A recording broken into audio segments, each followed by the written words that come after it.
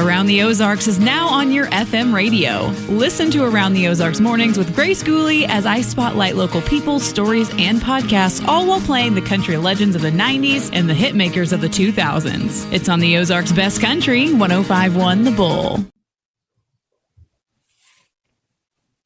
It's time for Around the Ozarks News, sponsored by the Springfield Greene County Park Board, Thompson Sales, Advanced Car Care, Smouse Brothers, and United Plumbing. Here are your hosts, Ethan and Sarah Foreheads. Hey there, good morning to you. Happy Friday. We made it to Friday. The weekend is here, and we have a lot of news to tell you about to start this Friday. So here we go. Springfield-based Convoy of Hope is responding to the devastating earthquakes, 2 of them, that struck Venezuela, and then several after effects after that. In less than 1 minute, 2 incredibly powerful earthquakes shook that country, destroying buildings and taking the lives of hundreds of people. An unknown number of people right now are still missing as rescuers dig through the rubble looking for them. Springfield-based Convoy of Hope already has partners on the ground there and began distribution of meals through food trucks in the immediate aftermath of those earthquakes. And, of course, Convoy will continue to work to meet the needs of the people of Venezuela for the long haul. It's going to be a long response, and Convoy is ready. You can partner with Convoy's response and be part of it at convoyofhope.org. Okay. Still no signs of 40-year-old Taylor Stauney, the last person missing following last Sunday's tragedy at Lake Springfield. Missouri State Highway Patrol Water Patrol Division resumed their search operations this week using sonar, divers, boats, and even infrared-enabled watercraft. Stauney's 2 daughters, ages 17 and 19, have both been recovered, and of course her 12-year-old daughter survived the incident. Authorities say their focus remains on trying to find their mom so they can bring closure to the extended family. The city of Springfield is considering changes to a business licensing rule that requires proof of personal property tax payment. That ordinance, which was adopted a year ago, you'll remember us talking about it then, has helped more than double the number of business property accounts on file with the Greene County assessors. So it's doing its job there, but verifying tax compliance for businesses outside Greene County has created apparently significant administrative challenges. No decision was made this week. That discussion will continue at a future meeting, so stay tuned. And some members of the Missouri House of Representatives are asking Governor Mike Kehoe to call a special legislative session to address the rapid growth of data centers across the state. Hot topic right now, these data centers. Some lawmakers say the facilities could place added pressure on power grids, water supplies, roads, infrastructure, and consumer privacy. Supporters of the request for this special session want lawmakers to review current laws and consider additional protections before more projects can move forward in the state. Some cities and counties, as you know, because we've reported on it, have put a moratorium on approving data centers for a period of time until they can look more into the whole issue. I know. I really want to know. I like the idea of the moratorium because there's so much we don't know. I was hearing the other day, if you look it up on AI, it will tell you that it uses a ton of water to cool it off. But if you continue reading, there's other articles that say it's not new water coming off of the lake or whatever. It is actually recycled water. Like, so they take whatever initial water they use, but then it's just like the water turns itself over. Does that make sense? Like, it doesn't evaporate out and then they have to get new. It just. So they get some water and then they keep reusing the same water? Yeah, but I don't know if that's true. I mean, that's what the internet says. Right. But, then other stories say that it is just like millions of gallons or whatever. I mean, like this astronomical amount of gallons of water use. And so It feels conflicting. And I don't know. I'm not sure who to trust. Normally I feel like I can go to good sources, but in this case, it's AI that is writing the story. So that's hard to know, Well, It is one of a number of things these days that's difficult to actually, when it's not in your backyard and you don't know it and you Well, can't and it talk to the is, people. in some of our people's backyards. Webster County has been talking about this out in Marshfield, but it is somebody who has not a dog in the fight, but a brain in the fight needs to let the rest of us know what's the real situation. Okay.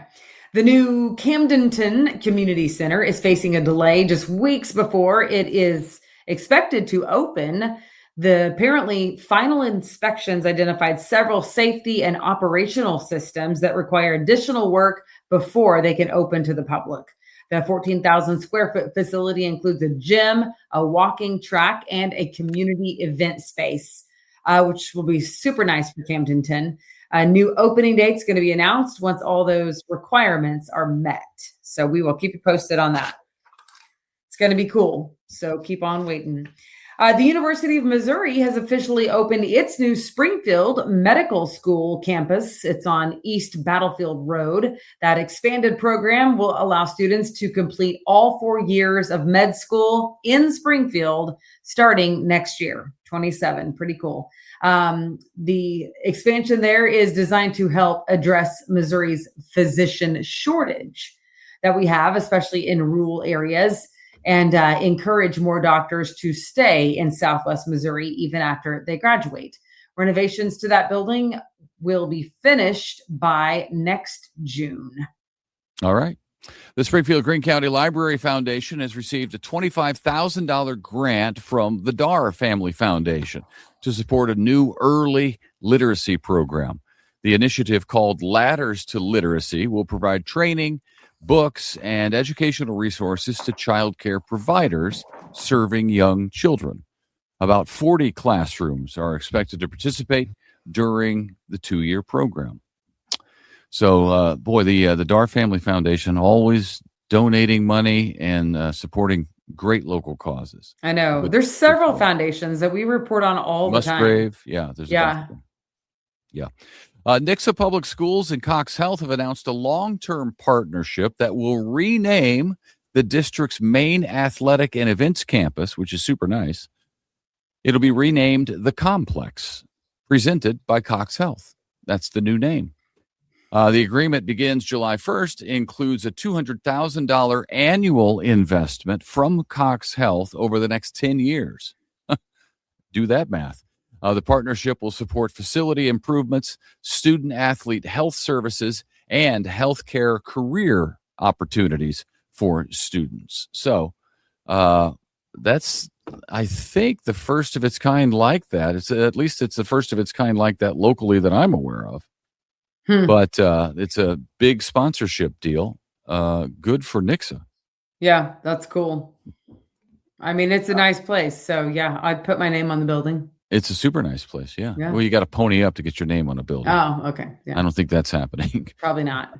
Former Kickapoo standout Trayvon Brazil was selected by the Denver Nuggets with their 35th pick, or not theirs, but the 35th pick in the NBA draft. Brazil becomes the first Springfield native chosen in the modern 2-round NBA draft era. That's really cool. Good for him. That's so fun. Yeah, good for him. You've made it. I mean, big time. He played at Missouri and in Arkansas. Huh? I said, now just keep your head screwed on. Oh, yeah. That's because all of a sudden you step into that kind of position and sometimes you go crazy. It's like winning the lottery, Get a lot of money at once. That's true. He played at Missouri and in Arkansas, most recently in Arkansas. 6'10" forward, developed into one of the college basketball's most versatile players, and now he's got a big reward. So congratulations to Trayvon Brazil.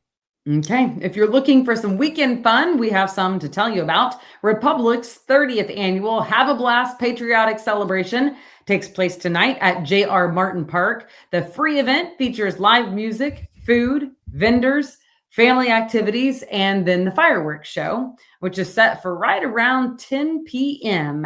Organizers say there will be a big crowd, and it's kind of an early independence celebration. but they are ready for it. They're excited. Mhm. The patriotic festivities continue tomorrow in Rogersville. That one is happening early as well. The city's annual Independence Day celebration at the Rogersville City Park. Activities start at 3, and there will also be food trucks, vendors, live music, inflatables, and then fireworks, of course. And in Nixa, Movies in the Park returns tomorrow night at Macaulay Park. This week's feature is the family film, The Wild Robot. We're living in a time where we might see some wild robots. The movie starts at dusk. Admission is free, and you can take a lawn chair or blanket, something to sit on under the stars as you enjoy that movie. Nice. It's the time. The 4th of July is right around the corner, and I love how one of the things that is truly Americana is all the local celebrations for the 4th of July. Every local town has their own thing. It's a tradition in that town for the families to go get the lawn chairs out, the kids sit in the back of the truck, and you watch the fireworks. And I love that. I remember that from my childhood. Of course, my childhood, a big part of that was the VP Fair up in St. Louis, which was a very big deal. I mean, there's hundreds of thousands of people who show for that, so it's fun. Have you watched any of the coverage from Washington, D.C., the fair there? Like the World Fair, if you will? I have not seen that, no.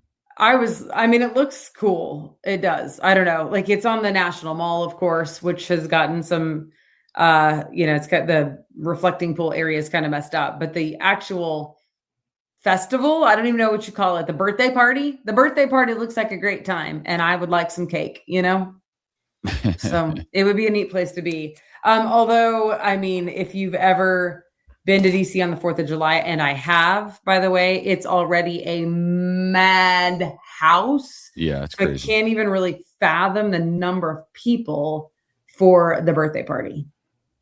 Yeah, I'm sure it's huge. Yeah. I was there for Obama's inauguration. Yes. So I can't imagine a crowd bigger than that, but maybe so. Yeah. Maybe so.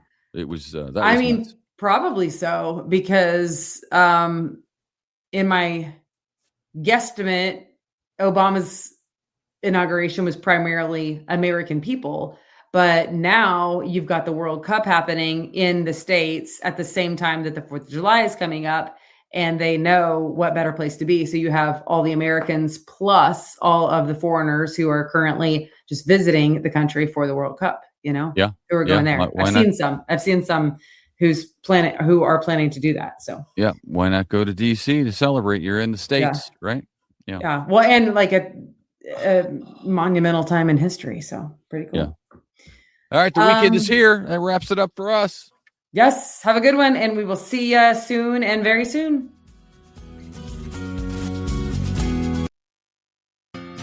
It's time for Around the Ozarks Wake Up Weather, brought to you by Command Family Medicine, Heating and Air Paramedics, The Trailer Ranch, Whole Hog Cafe, Taylor Grubaugh Chevrolet, and Godfather's Pizza. Here's your host, meteorologist Abby Dyer. Good morning, everybody. Welcome to your Friday. It is June 26th, and we are waking up very soggy in the Ozarks after more rounds of heavy rain and thunderstorms moved through late yesterday in the afternoon, into the evening, into the overnight hours, and a few places are still holding on to some rain early this morning. It has been soggy across the Ozarks with 2 to 4 inches of rain falling last night. It caused major flooding problems. We had to close roads, close areas to travel through yesterday, just with the heavy rain that came through. North on Highway 13, MoDOT closed those roads. There's persistent flooding problems around this morning. Flood watch is still in effect, and we are going to be dealing with some high water here as we move into Friday. So my first message to you is be careful this morning. If you're listening to the podcast in the car, just know that there are some areas where flooding has become an issue. You may need to find a different route around. Also, what we're going to see today in response to all the heavy rainfall that came through just yesterday is rises again in areas, streams, waterways, rivers, lakes. Everybody's going to see an increase in those water levels again. And I know water is high across many areas. The waterways are going to be filling up as we get closer to the 4th of July weekend. Watch for areas of high water early this morning. That's message number 1. Turn around. Don't drown. Don't try and get in waterways that are flowing or rushing. Watch for isolated storms today as well, because there's a little bit on the radar early this morning. More storms are possible in the forecast later today, and that could result in a few of them being on the strong side in terms of wind and hail. Also, additional heavy rain is possible. So flooding continues to be a localized threat as we move into the rest of your Friday. Temperatures this weekend. Well, today we're in the low to mid 80s, depending on how much dry time you get. We also have high temperatures in the upper 80s on Saturday. By Sunday, the headline will turn, and it's going to focus on some extreme heat heading to the Ozarks. High temperatures by Sunday will likely be in the 90s, with feels-like temperatures well into the triple digits. It's going to be hot and humid, and this pattern looks to hold over several days in the Ozarks, with heat and humidity sticking around. I have that in the forecast through most of next week. The weather map today, well, looks like heavy rain for areas along and south of Highway 60. That's what's going to be possible. The severe weather threat across the country today is really focused in southern Illinois, portions of southern Ohio, as well as portions of western Kentucky. We could see some heavy rain with our thunderstorms as we move into the afternoon hours, so do look out for that localized threat. Additional rain could mean additional flooding in the forecast, so I do want you to be on high alert.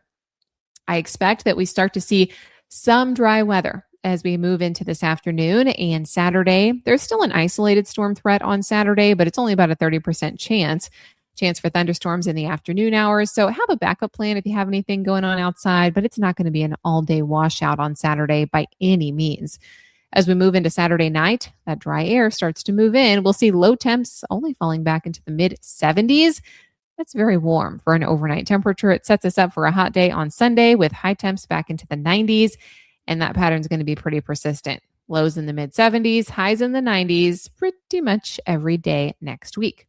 Around the country, what's making headlines? Well, it's us. And our flooding and our heavy rainfall that we've had over the last several weeks has really led to some national news headlines for the center part of the country. We continue to see national news headlines focusing on the severe storms for the central U.S. That should be in place through at least tomorrow.